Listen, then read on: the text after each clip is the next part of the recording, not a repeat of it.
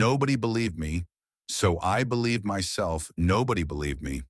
Not when I first spoke about my dream. Not when I held on to it during the hardest season of my life. It didn't start big. It wasn't loud or impressive. It started as a small thought. A quiet idea that came to me during nights filled with worry and empty pockets. I was broke. Not just financially, but emotionally. Bills stacked higher than hope. Days passed without a single message from anyone who cared. Loneliness became familiar, like a shadow that followed me everywhere. I remember walking through rainy streets, head down, shoes soaked, wondering how someone with so little could dare to dream so big.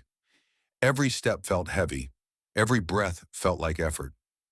When I finally gathered the courage to tell people about my dream, I expected support, or at least understanding. Instead, I got doubt. Be realistic. That's not for people like you. You should focus on surviving first. Some laughed. Some ignored me. Some looked at me with pity, like I was already defeated. Rejection came in many forms. Unanswered messages, emails that started with "unfortunately," opportunities that promised hope but ended in silence.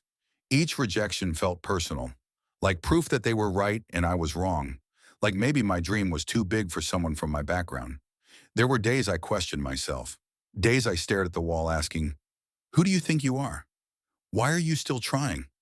I walked alone most of the time, not because I wanted to, but because belief is lonely when no one else shares it.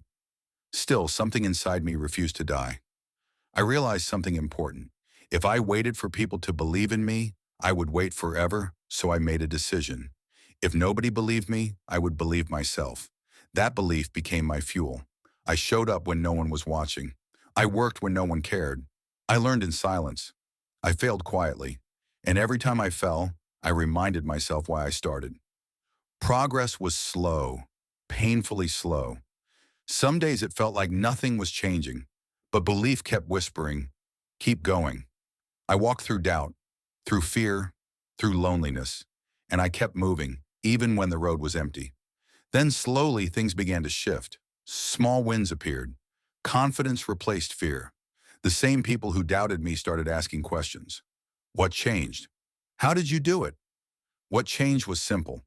I never stopped believing when it mattered most. I stood tall, not because life became easy, but because I became stronger. And I learned this truth. Belief is the first investment in your dream. Before money, before support, before results. So if you're walking alone right now, if rejection keeps knocking you down, if nobody believes in what you see, believe anyway, because once you believe in yourself, everything else can catch up later. Message: belief is the first investment in your dream.